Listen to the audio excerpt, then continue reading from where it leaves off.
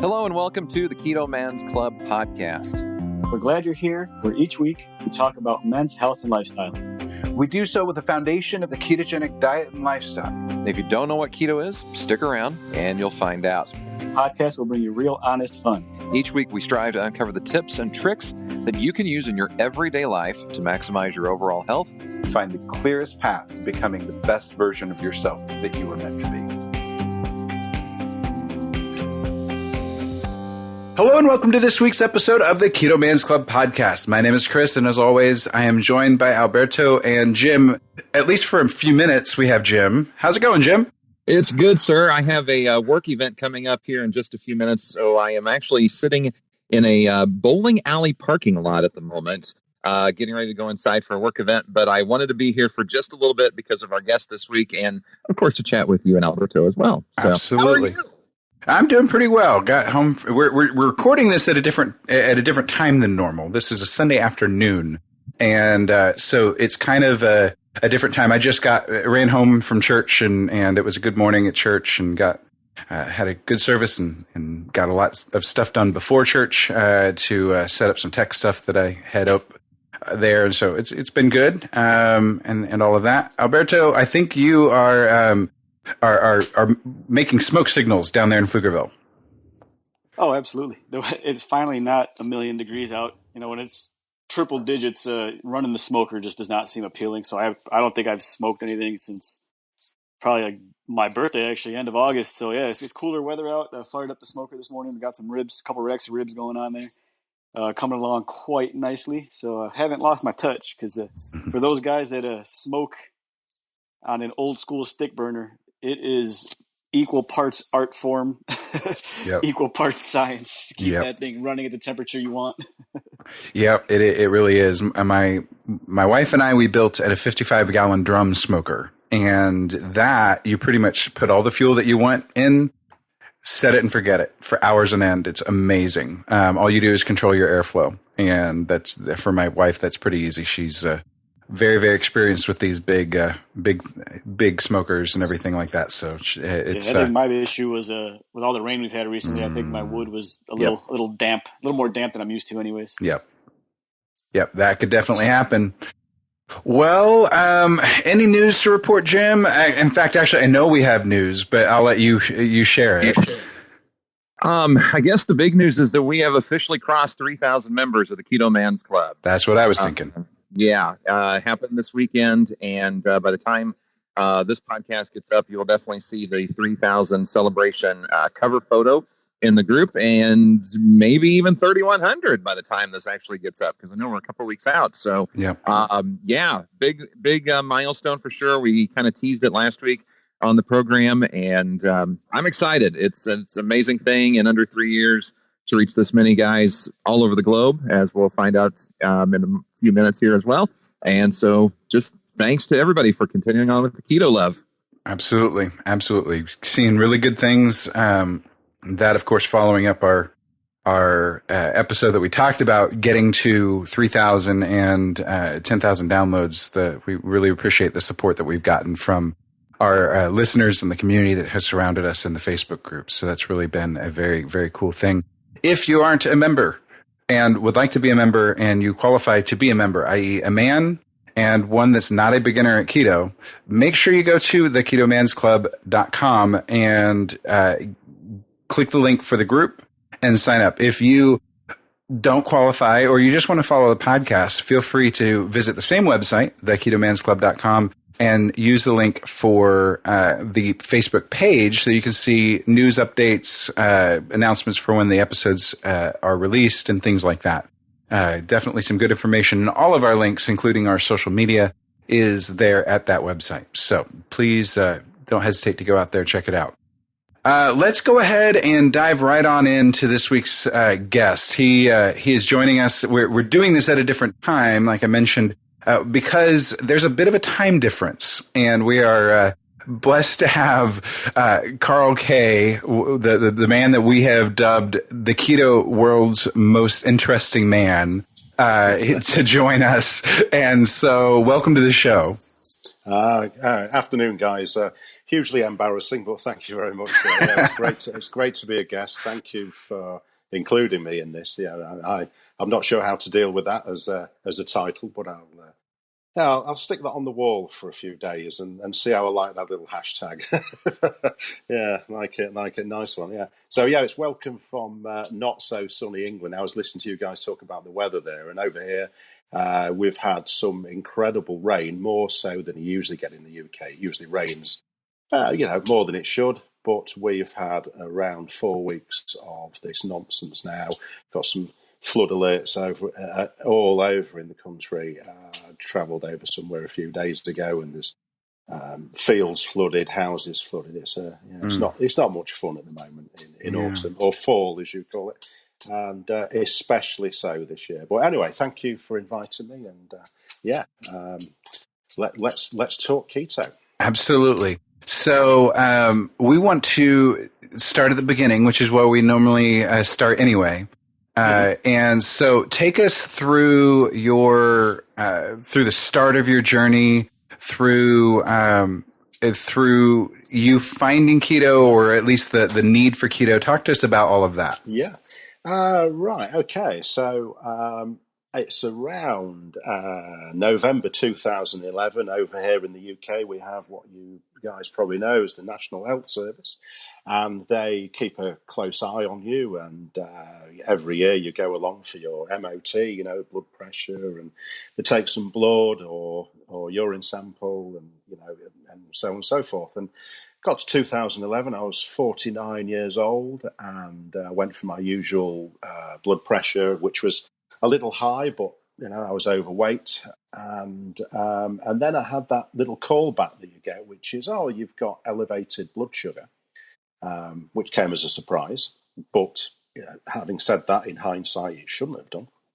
I was overweight, and had a chat with my doctor, who said, well, you've got these options around medication, and you can do this and we can do that. And he said, you're basically in a T2 situation. And by sheer coincidence, I'd heard a radio interview earlier that year where they'd done some research in the University of Chicago, I think it was, where they had some patients who'd reversed type 2 due to having a reduced carbohydrate diet. Now, even though I wasn't, that wasn't necessarily important to me, I remember thinking, wow, if you're in that situation, that's a real game changer, and sort of storing that in my memory. And there I was a few months later, having been delivered this piece of news. I'm 49 years old and staring at a lifetime of possible medication and changing my lifestyle.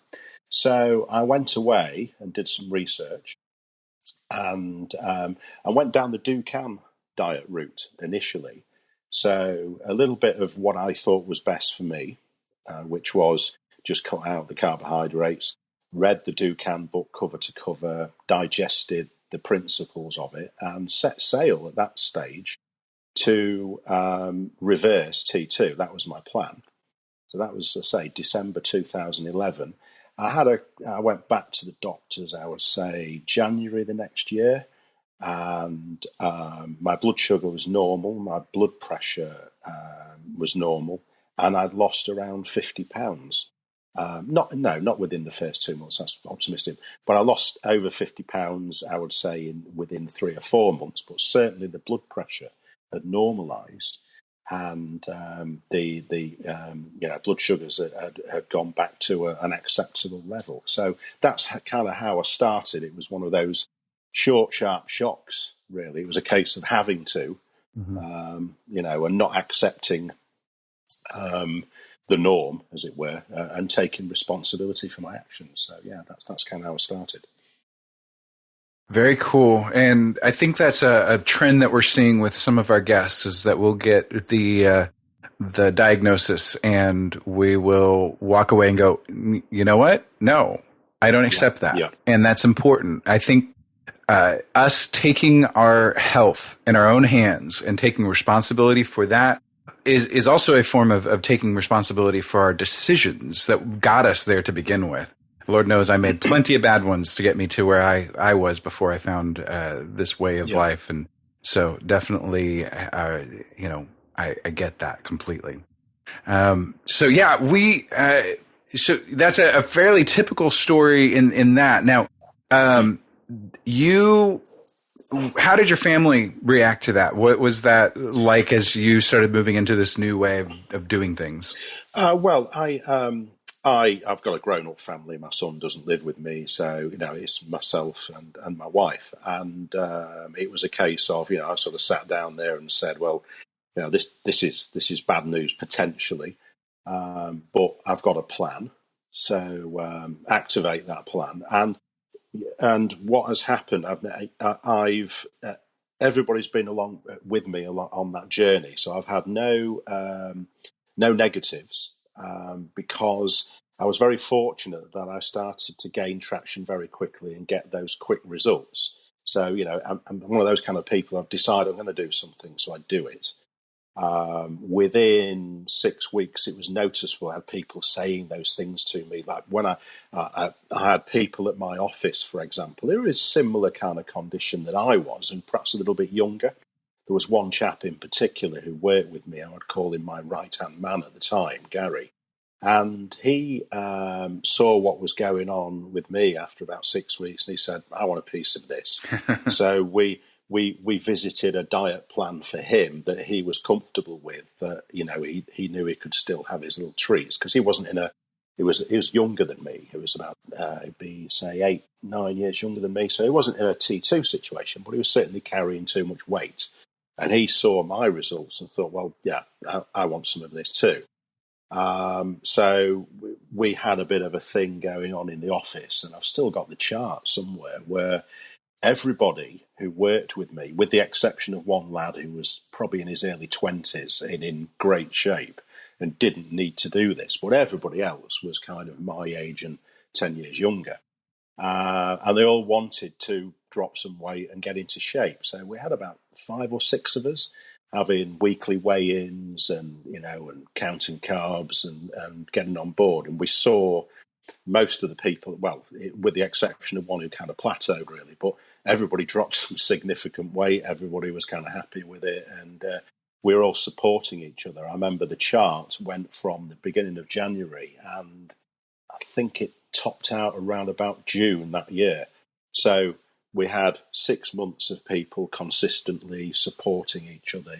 We had that support network at the office as well, which was great, and at home. So I didn't have any problems with that. I didn't have any negatives, which I do hear. I read these posts and people saying, well, I want to do this, and perhaps that they've got family and friends who instantly throw their hands up in horror and say, well, you're going to die in a week and you're going to have a heart attack, or that kind of response to a higher fat, higher protein diet instantly horrifies them. As soon as you say, I'm not going to have whole grains and I'm not going to have wholemeal pasta, things like that, and instantly they think, right, it's going to be game over. I'm going to be burying you in a year. But it isn't the case, as we know. I'm very fortunate. I'll say I'm very fortunate that I had people around me, people I worked with, who saw the results and got on board with it. Yeah.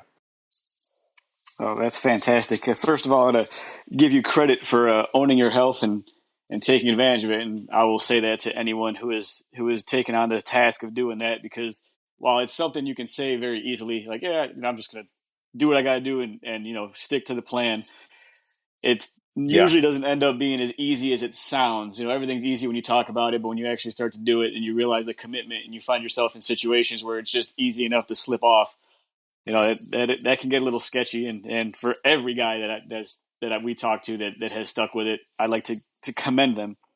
So 2 quick questions for you. First of all, how old are you now? And sorry, go on. And what is it that you did for work and do now for work? Because I understand you're semi-retired, and I think everybody knows that you really, really know how to relax. I don't think your leisure time is in question here. That's part of the quid pro quo of the retiring and the relaxing. Means that I've really have to up my keto and fasting game to keep up to speed with the nonsense that goes on around me. But I'm 56 now. I hit the magic 55 last year, and I was on holiday. I was on Santorini for 4 weeks for my 55th birthday, and it was while I was laid on a beach, I thought, I don't need to do this anymore. So I went back to the office for 1 day and then said, right, I'm retiring. So I went on what they call gardening leave over here, which is a polite way of saying, go away, don't contact anybody for 3 months, and then here's your retirement check. Please go away. So I retired last year. I worked in design mainly for 33 years. I was what you would call a professional manager of people. So I ran design teams, mainly office-based, and client liaison, that kind of thing. So, I had a few months late last year to just come to terms with the fact I don't have to get myself out of bed in the morning if I don't want to, and just take it easy, and finally doing some maintenance on the house and cutting the grass more often and those kind of things. And then I realised that I do need to do something to obviously stay active. And by sheer coincidence, I'd met some people last year who were asking me what I did and would I like to work for them. And I said, well, no, I'm thinking of not doing these kind of things anymore. And they said, look, if you're ever in a position where you want to have a chat and whatnot about a career change, give us a call, which I did. So I'm now working as a consultant, and it's very light touch. I mean, I'm talking phone calls mainly from home, with things like property investment, alternative investments, things like that. So I get to talk to people around, that kind of thing. Totally different from what I'm used to, but it is people related. It's chatting with people who want to invest in something, and I'm basically a signpost to that. I do get to do a bit of travelling and meet people and whatnot. So yeah, that's what I do these days. I will say you're doing it right, because my father, for instance, decided to retire, and I swear he retired just so he could work more. Yeah. It's I do wonder how I used to fit the work in, if I'm absolutely honest, because I just sometimes find there aren't enough hours in the day to get everything done. And I thought, God, I used to do a job on top of this as well. But it's the staying motivated is the thing. And what I mean by that is it's the physical side, because it's very easy to become lazy. It's the path of least resistance. Stick Netflix on, make a coffee. Oh, it's a bit cold outside, I don't fancy doing this. And before you know it, a day's gone, and you realise you've not really shifted any weights, and you've not done this, and you've picked at food, and you start slipping into those waves. So it's good to have some structure to the day, and a purpose and a focus. So we're designed to move. We are animals at the end of the day, and I think we've got to be mindful of that and keep ourselves active. Yeah. So in terms of activity, do you do a generic workout routine on a regular basis, or what do you do specifically to stay active? Yeah. Right. So I joke. Well, I say jokingly referred to this, but this is I absolutely seriously. I always try to insert a bit of humour in when I post things on the group with the guys. But in the morning, I still wake up early, because that's something you can't get out. If you've woken up relatively early for all of your adult life, you just can't turn that off. Mm-hmm. So I still wake up at 10 to 6 in the morning, and sort of, come round, as it were, make a coffee. And I go downstairs to make a coffee, and I have a kettlebell that sits in my lounge, 16 kilogram.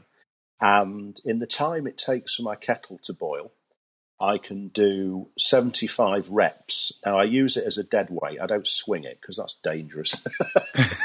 I've got plenty of dents in the floor out here where I've dropped the kettlebell. So, but I use it as a dead weight to do curls and overhead presses. Now, I probably make 3 coffees in the morning before I finally properly get out of bed, because I go back to bed, listen to the radio, and check Facebook and do things that you do.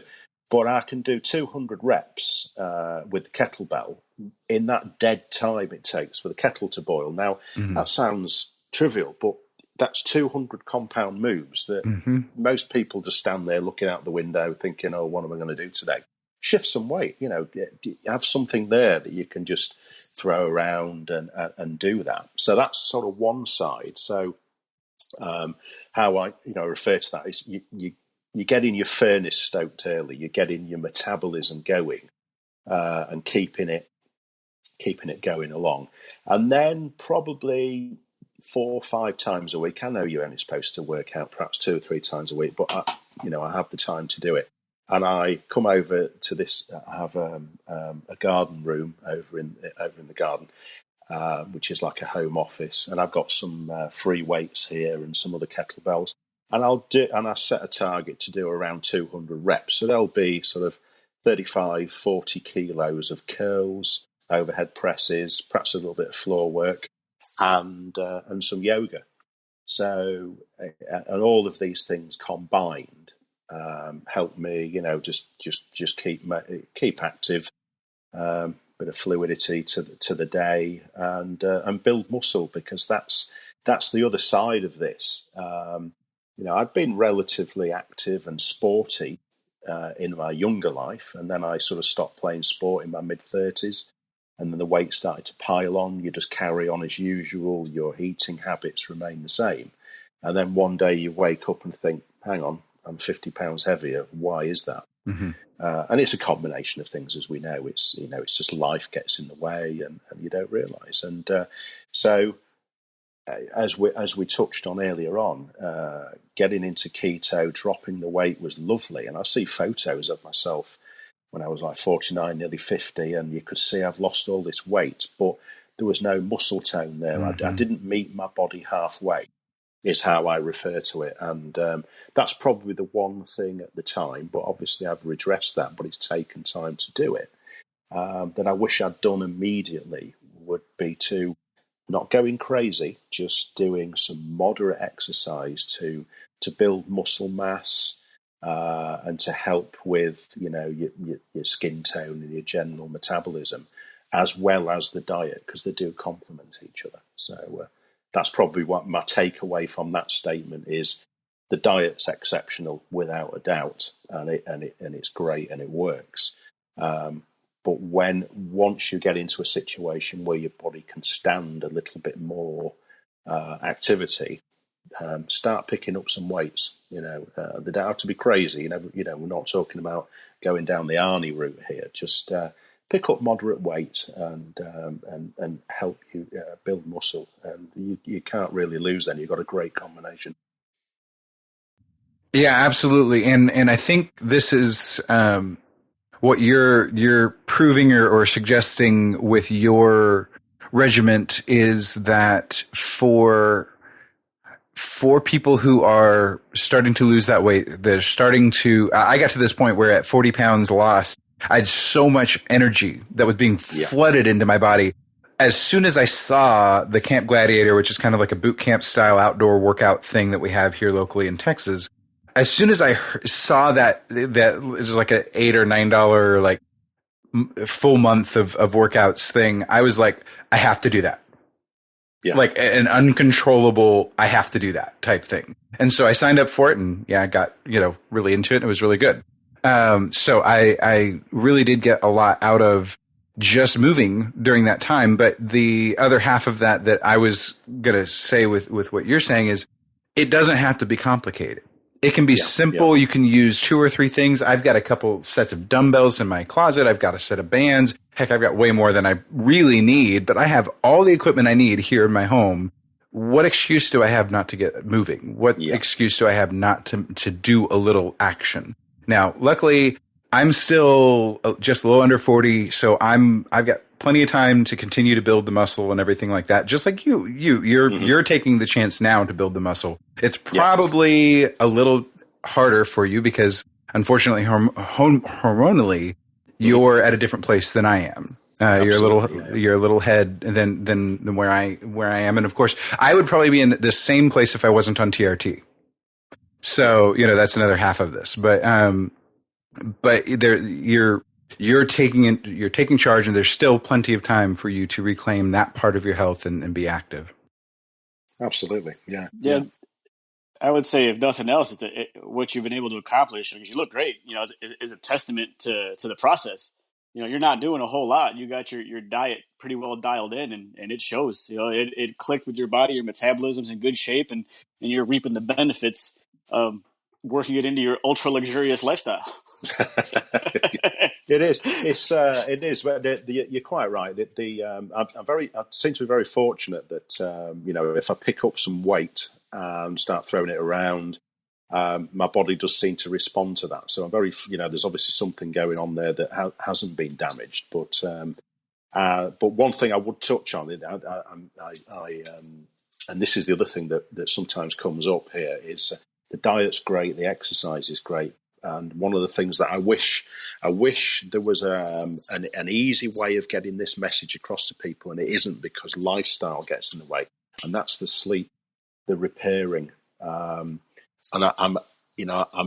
it's one of the things that I keep coming back to, with people say, I'm doing this, and I'm hitting the gym 3 or 4 times a week, and I'm on 0 carbs and this, and I don't seem to be getting anywhere. And then when you ask them about the sleep patterns, and they're sleeping 4 hours, 4 hours a night, or broken sleep and things like that, and there are no easy cures for that, because you can look at somebody's diet and say, right, this is what you need to do, and then go away. And as long as they don't lie to themselves and stick to it, you can't go wrong. And the same with the exercise. Do 10,000 steps a day, pick some weights up. Cool, great. You've capped that one.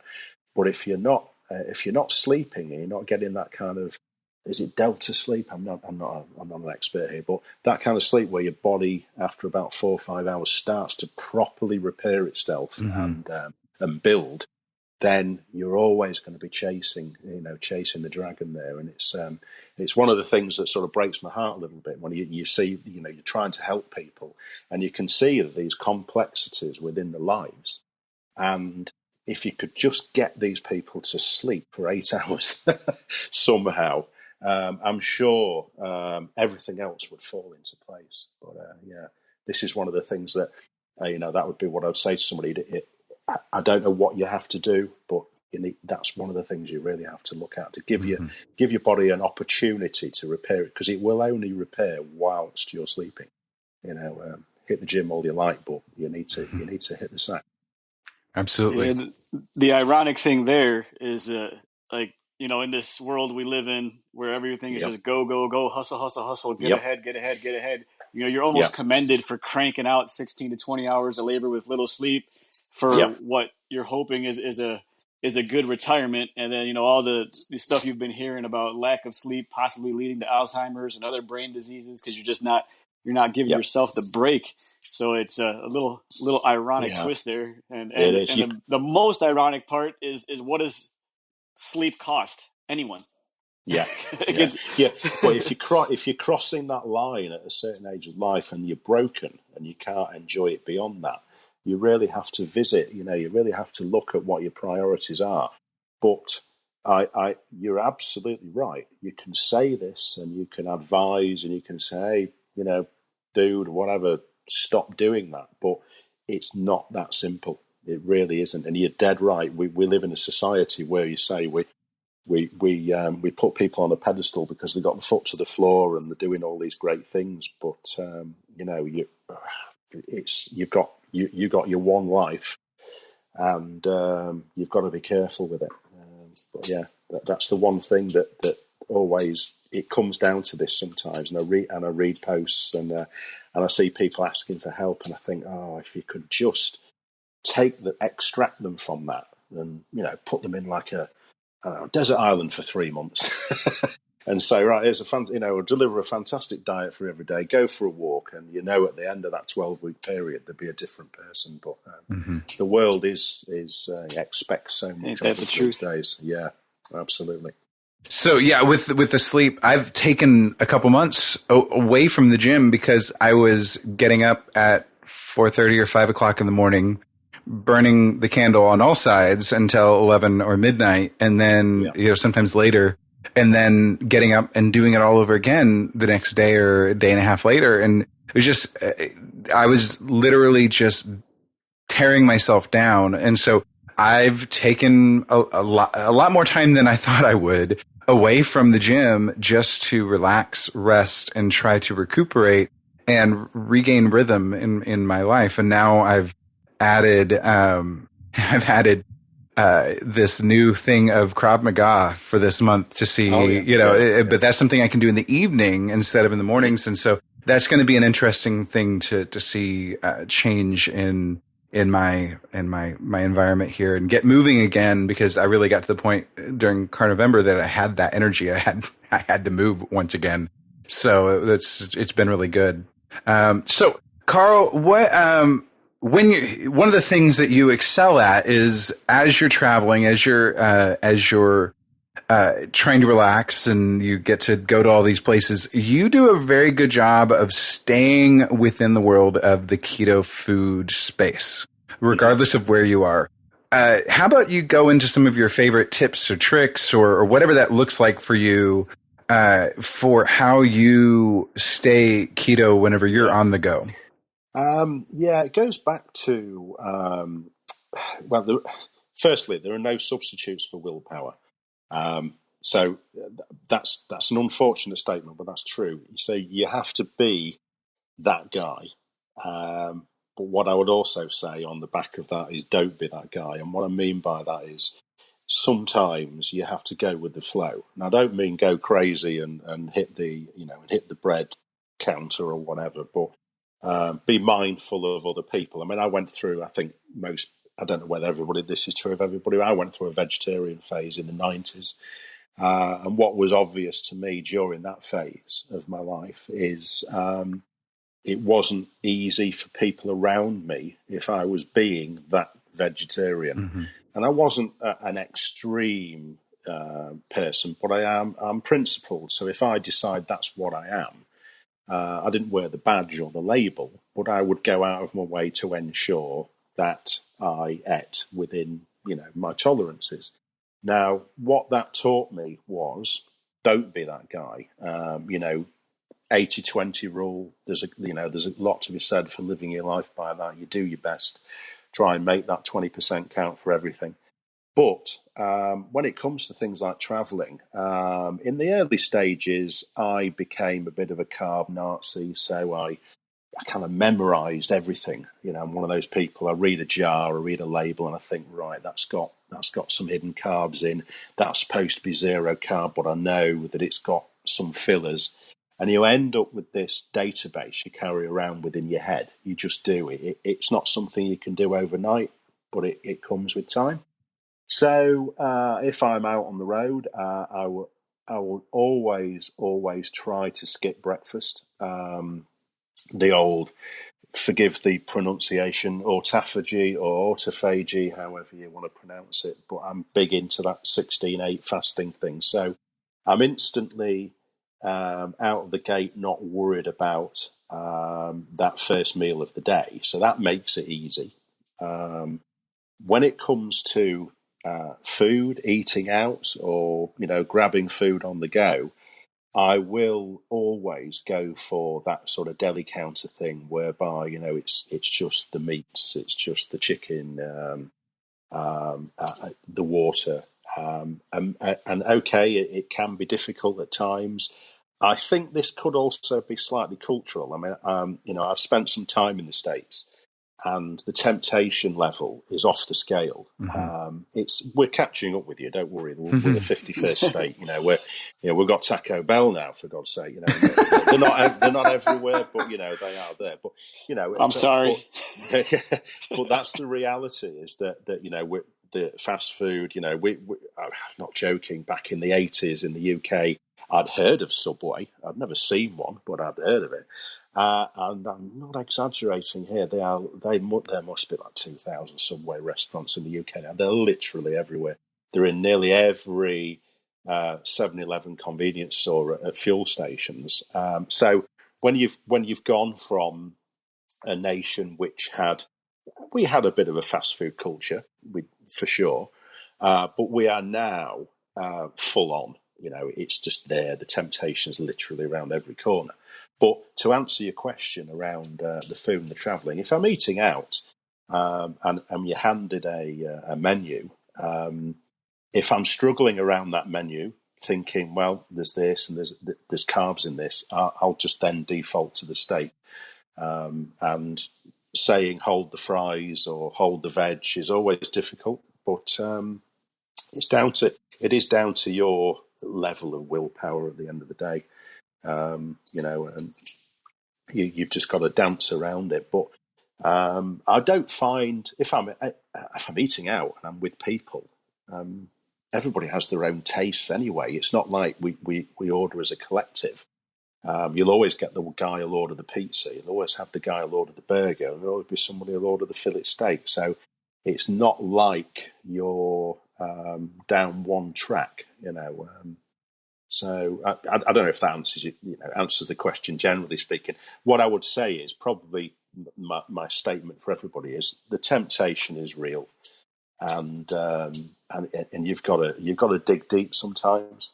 But I do a bit of pre-research as well. If I'm honest, if I'm away and I'm going to a town that I've not visited before or a city, I'll do a little bit of research. I've been through, even though I'm mainly primal now, but I've been through my paleo phase, so I'll stick that into a Google search and look for those kind of restaurants that offer that kind of clean eating, lowish carb option, and I'll gravitate to those. Absolutely. So I think the main thing that I'm kind of picking up from that is that don't worry about what the other people that you're eating with are, worried about. Just order what you need to order. If that's just meat, if that's something special, if you need to customize the meal. And the other feedback that I've heard from other people that actually work in professional kitchens is absolutely tell us what you want, because there's nothing more that we want than to have you enjoy our food in a way that meets your needs. So not to be afraid, even if you're in an area, in a different country or whatever, just making them aware of what your dietary needs or disneeds are, what you don't need, they are willing to work with you most of the time and to find what that sweet spot to meet your needs. Now, so let's see, Alberto, I've kind of dominated. You go ahead. I'll just sit here in the corner, minding my own business. No, I'm just joking. No, you actually stumbled across, or I shouldn't say stumbled. You stated something that is clearly obvious that I do all the time. That I probably take for granted. Is, you got your phone in your hand. Like, I go to random cities all the time, and like come lunchtime, I'll be researching restaurants close to the hotel for what I'm going to eat for dinner. Yeah. And and 9 times out of 10 on Google, the menu's available, or someone has taken a picture of the menu and attached it, so that there's always a good chance. You'll know instantly if it's just not going to work out, but it's always worth doing a little tiny bit of research, and it's not nearly as difficult. And I will add that one benefit I have now is that if I'm going out with coworkers or other people, like, they are well aware of my eating habits, so it's almost a spectacle, and they'll actually pick restaurants because they want to watch me eat as much as I do. Yeah, absolutely. Yeah. You're absolutely right.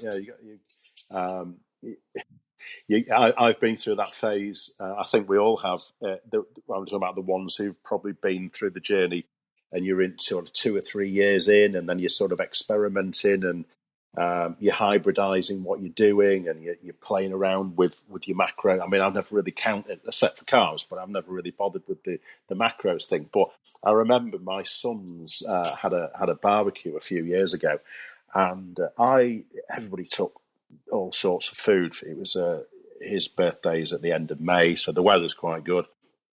We're having a barbecue. Everybody's brought mainly meat, and I took a couple of kilos of pork belly. So I'm cooking pork belly, casually, just, sitting back, having a chat with everybody, and I'm snacking away on pork belly for a couple of hours. And this woman sidled up to me and said, you need to be careful. You know, you're just eating fat. You know, do you not want one of these burgers? Do you not want this? Do you not want? I said, well, no, I'm perfectly fine with this. And then this was that moment, that beautiful moment in your life when she said, well, if you carry on like this, you'll get fat. And I was, this doesn't apply today, but I'm going back sort of 2 or 3 years, and I was probably at my leanest. You know, so about 10 to 12% body fat, and I was really pleased with where I was. I thought this, just looking super lean. So I sort of pulled up my vest and tapped the washboard stomach and said, well, so far so good. And just carried on with my day. But the thing is, that sounded like I was being a little bit cheeky and sarcastic. But the crazy thing is, that person, I saw them at Christmas, and I would say about 6 weeks after that incident, they went low carb and dropped about 3 stone. They'd obviously gone away and thought, hang on a minute, what's this about? Now, they would never, ever admit that it was the conversation they had with me. And I'm not saying it necessarily was. Maybe I was just one small extra piece to the jigsaw. Maybe they'd seen some other people, gone away, done some research. But it just seemed to be remarkably coincidental that that same person was... they look fantastic. They just dropped this weight, and I thought, well, there you go. Proof in the pudding, or not the pudding. Proof in the cheese. So for those of us that don't speak British, I'm going to convert the 3 stone. That equals about 42 pounds, and then 16. Isn't it? Yeah, absolutely. Yeah, we hop around because we've got this stupid metric system. He said it. Everybody heard that. Yeah. The problem we have here is we have the same system as you, but we also have the metric system, and they run in tandem. This is the crazy thing. So I use feet and inches until I get down to some small measurements, and then I use millimeters. And the same with weight. I get 4 ounces. I understand a pound. But and then I'll say, which is around about 500 grams, and we kind of use the two at the same time, and it becomes a bit of a nightmare. So I find weight is easier in kilos because it's a straightforward linear scale. It's 1 to whatever, whereas stones and pounds and ounces take me back to my childhood. And I've no idea what I weigh in stones, but I can tell you what I weigh in kilos, not a problem. And I can tell you I'm 6'2". I don't know if that's 1.85 meters. I'm not entirely sure. Anyway, so we have this ridiculous system. Miles per hour, of course we have that. Yeah, we just drive on the proper side of the road, not that one you do. My mom went with my great uncle to England one time years and years ago at this point, and my uncle made her drive, and so she had to get used to driving on the left, and that was quite the journey. I think they even got the new driver or sign for the window or something. Yeah. And we have roundabouts as well, which you don't have in the States, do you? We don't have many. They're actually taking on some steam. We've got one at one of the main areas here in Round Rock. They spent all this time renovating the streets around downtown, and one of the things was they put a roundabout in so that there wasn't so much stop at a 4-way turn stuff. Yeah, it's interesting. Yeah, how the cultural differences there. Yeah, roundabouts. I'm not entirely convinced, but anyway, they're interesting. Interesting to see Americans, negotiate them. Yep. We're not pleasant. Not behind the wheel, anyways. We are not pleasant. Well, I think we're culturally similar in that sense. You go and drive in Greece or Italy. And that's a different level altogether. That takes it to the next level of crazy. What do they say about Italian driving? They don't have a rear view mirror, do they? Because if it's behind you, it doesn't matter.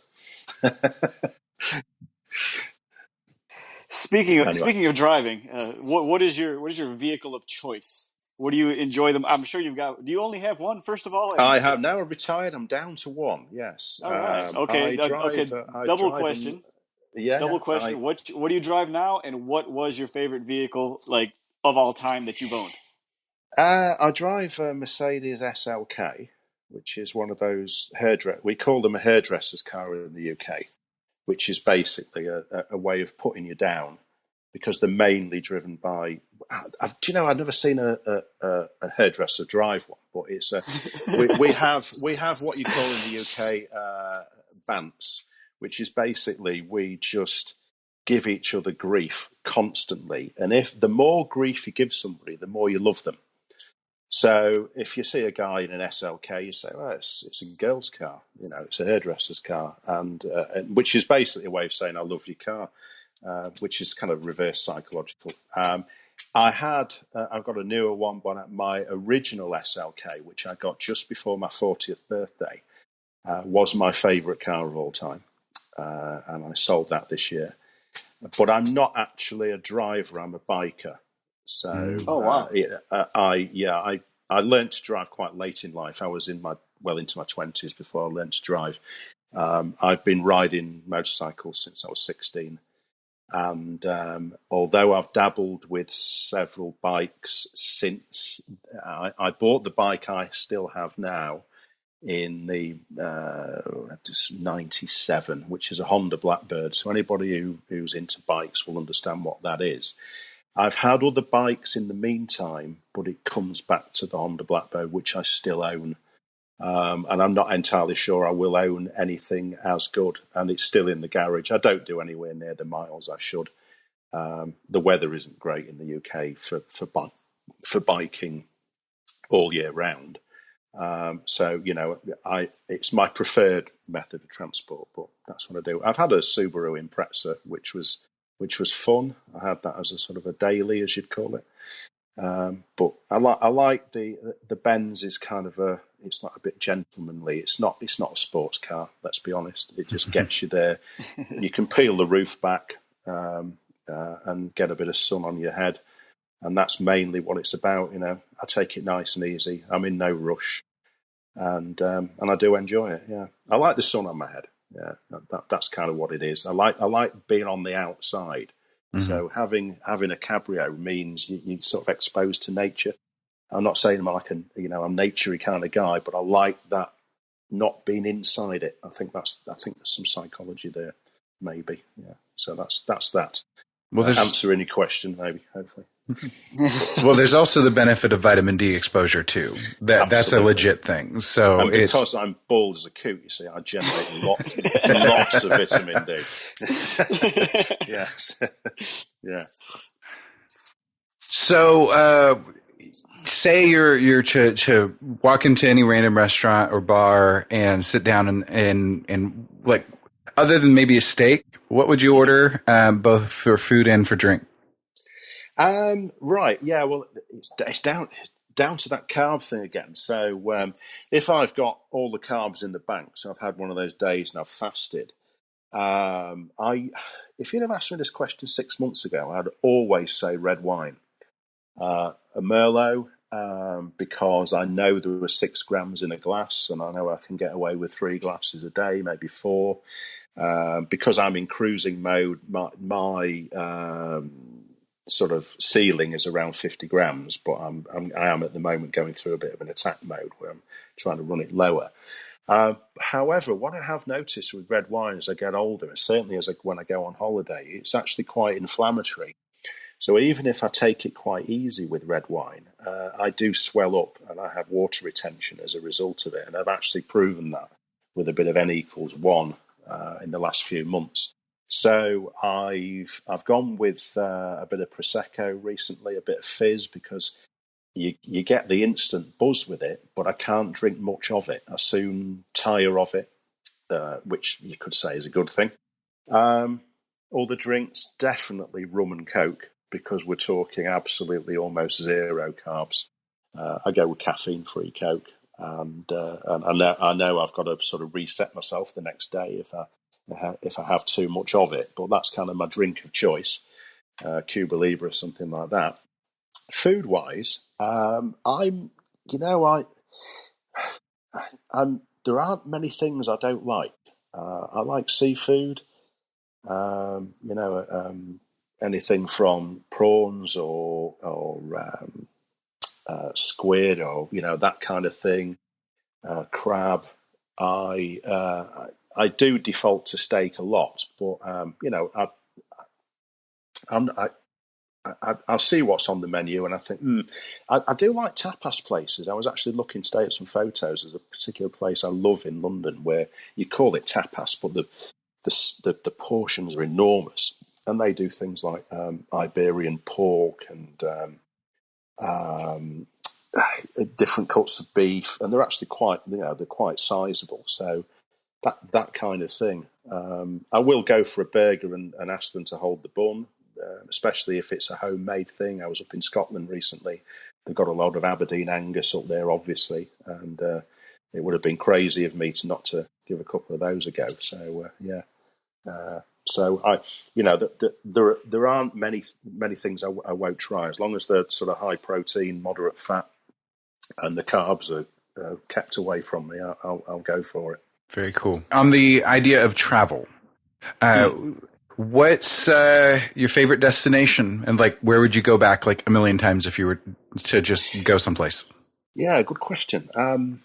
I do. I've got into the habit in the last more than 10 years. I go to Santorini, which is a Greek island, and I go every year.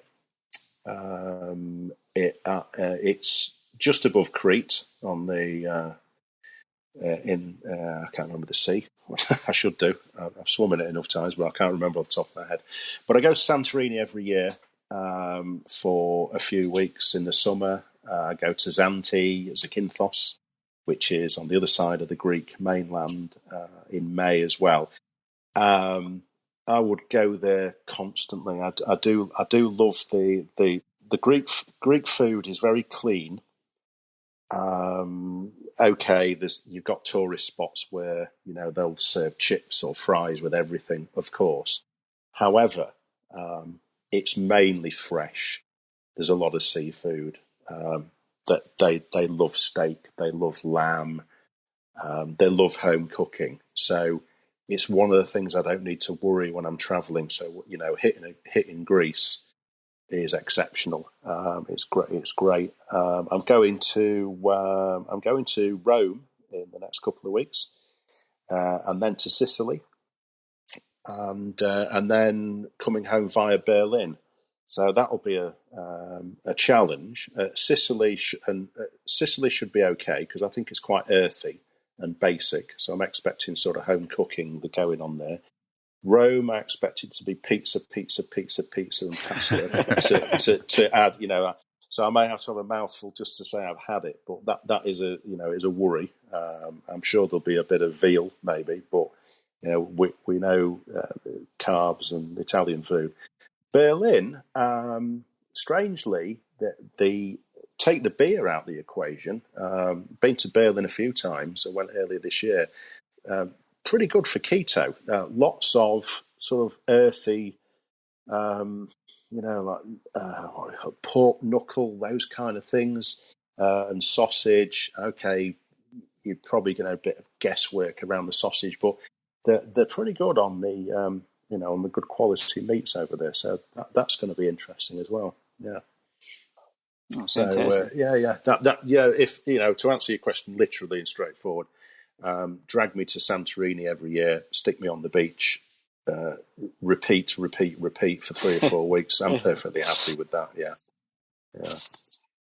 That's fantastic. So bringing it back around a little bit, because this is a question we typically ask everyone that we haven't gotten around to asking you yet. But on your keto journey, compared to your research versus what you experienced, what would you say surprised you the most? Good question. What surprised me? I suppose initially what surprised me is the fact that it's contra to what you're told or brought up with. So I'm of that generation. I was born in the early 60s. Food triangle, whole grains are good. all of that kind of thing. I was very fortunate to get dragged down the paleo rabbit hole early doors. I allowed that to happen because I was listening to some podcasts at the time that really interested me. So although paleo isn't low carb, regardless of what people say, I allowed my mind to wander around that and do a bit of N=1 and did my own research. But what surprised me was the way I was able to be quite lazy with keto and still drop weight and reduce inflammation. They were the key surprises, that there were things within my diet which I considered to be, the gold standard. This is going to make you live forever, and they were actually having the reverse effect. Certainly, the whole grains thing and all of that. It's perhaps harsh to say it's a nonsense, but it really is. When I say to people, kind of jokingly, grains are the devil, they sort of look at me like I'm deranged, and it's like, just leave them alone. Have some nice, clean, healthy, have a steak. Just go carnivore for 10 days and tell me you don't feel better. Mm-hmm. Okay, you can't, that's a tedious way to go through life, but you can prove a point with that. And it did surprise me that I didn't drop dead within 9 months of keto. Quite the opposite, and feel much better for it. So, yeah, that was the biggest surprise. Yeah, we have so much, some would call it propaganda, I would call it more just misinformation that has informed us over the past 50 to 75 years that all of these whole grains, all of these other things are what we really need. And no, just plain no. It's been a revelation, I think, to all of us when we step away from those things and we end up more healthy. We're right now, when we're recording this, it is the 17th of November. So we are just over halfway through Carnivember. And really has been, I've been able to stick to it for the most part. The only things I've splurged on a little bit, and I'm intentionally not calling it a cheat because it's not a cheat. It's still keto. But I've had a couple keto bricks whenever I didn't have ready-made food available otherwise. Yep. And so there's nothing wrong with that. In this case, it wasn't carnivore. No, but it didn't throw me off. It didn't spike my insulin because they designed it not to. It's just not, it doesn't. I feel like I'm leaning out a little bit. As I mentioned earlier, my energy's up. It's crazy that 14 days, or actually, 17 days of primarily animal product can just make you feel like a king. And it's such a great elimination diet in that way. Just to clean things out and to start things fresh. So. Yeah, absolutely. Yeah. There are, I made a note here that there are no silver bullets, shortcuts or hacks. But yeah, I suppose the carnivore with the carnivore thing is a good example of that. But there are, I suppose what I mean by that as a general statement is, that when people want to shortcut the system, you've got to strip it back to basics and trust the science that keto delivers. Try and ignore some of the general mainstream messages where somebody's trying to sell you a product. An animal isn't okay. It'll be a farmer, obviously.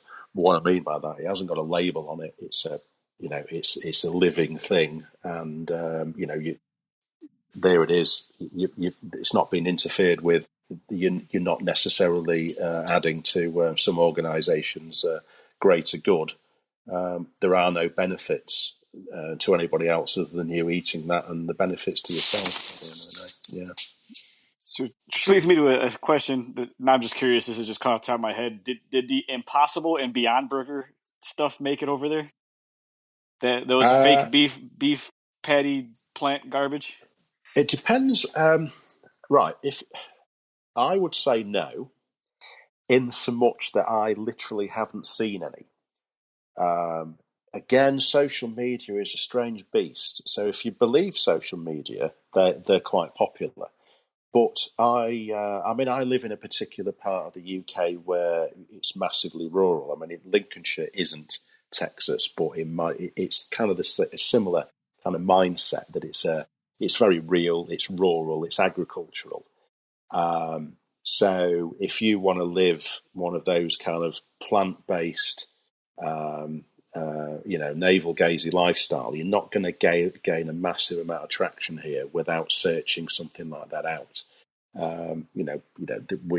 Statistically, it's probably the same as anywhere else, but I've not seen the products like that. The name doesn't ring a bell, and the fact that it doesn't ring a bell means that no, it probably hasn't here at all yet. I don't doubt that it's available in some niche stores, but it tends to be either out and out vegetarian option, and it's sort of your normal falafel chickpea route, or not. I've not seen any sort of hybridization. I don't doubt if you dug deep enough in certain areas of London, it's gaining traction. But, no, not heard that. So let's start winding down a little bit. But one of the questions that I oftentimes ask is about resources, things that you have found along the way that help you be able to that maybe you found them early on or wish you had. What are some of the two or three top resources that you use on a regular basis? Well, originally, as I say, I went with the Dukan diet originally. I've only noticed recently that the guy's actually got a social media presence. I'd not noticed that until I decided to have a bit of a reset after the summer.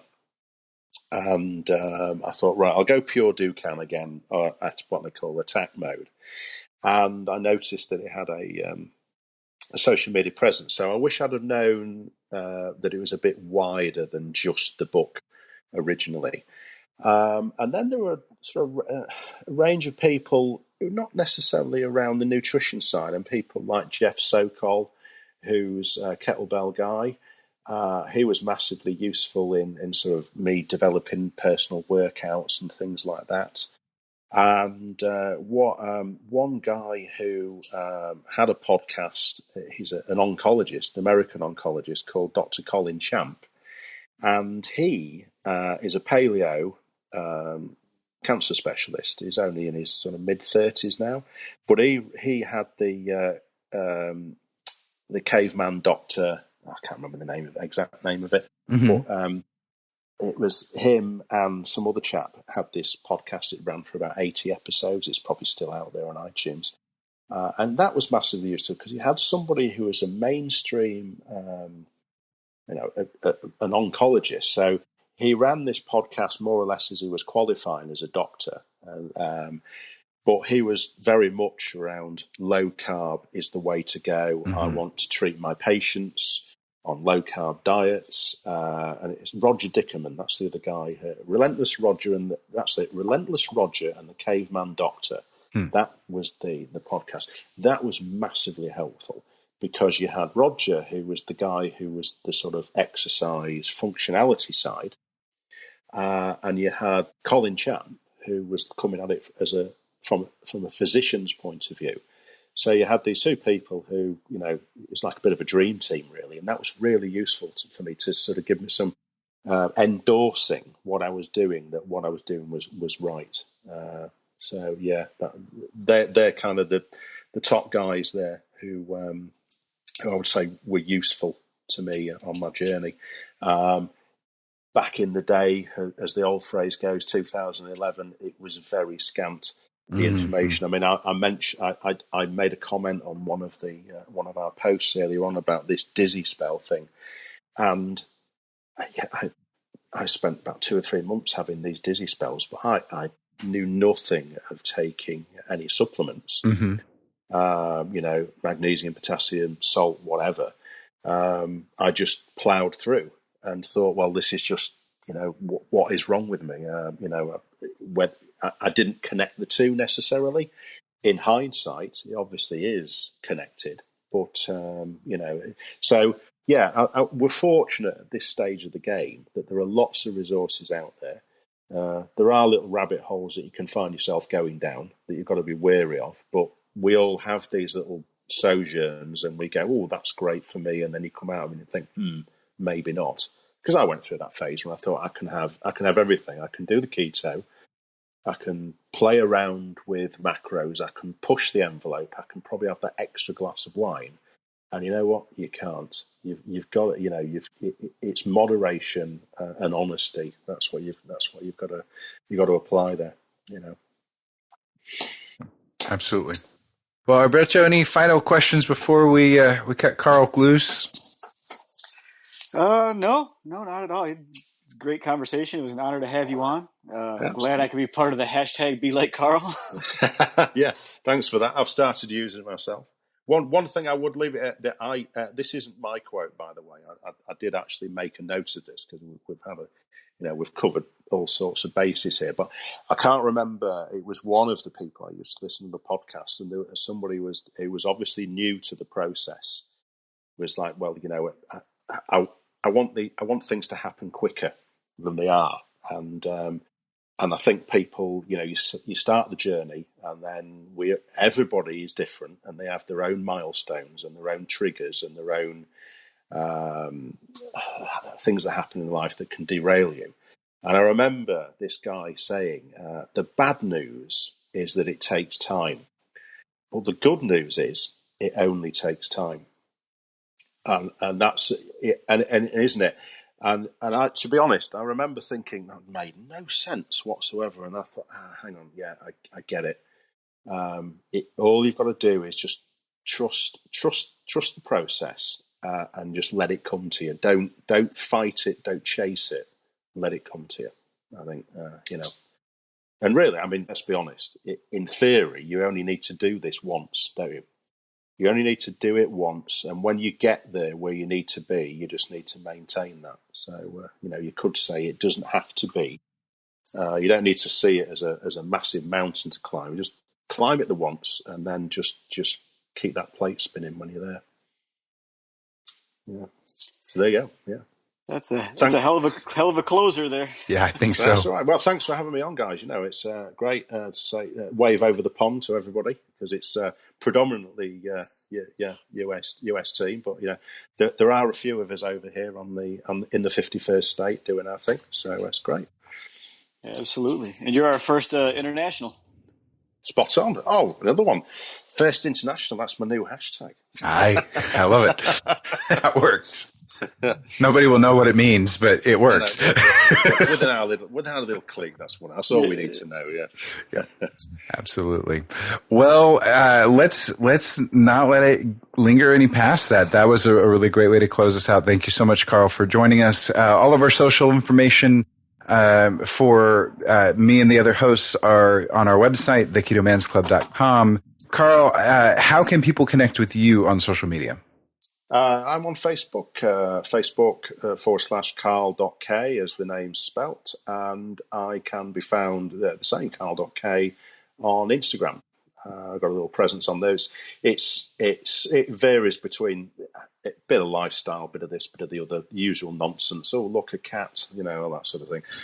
But I'm there. If anybody wants to send me a friend request, I'm more than happy.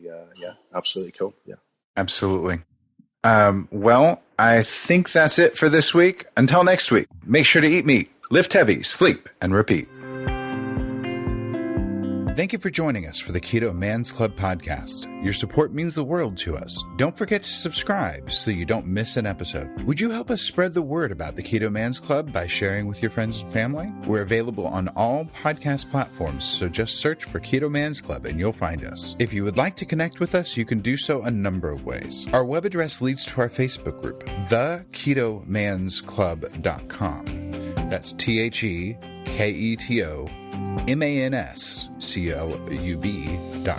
You can also follow us on Instagram at Keto Man's Club Podcast. Lastly, if you have any comments or questions, feel free to reach out via email to KetoMansClubPodcast@gmail.com. Thank you again for joining us today, and we look forward to hanging out with you again next week.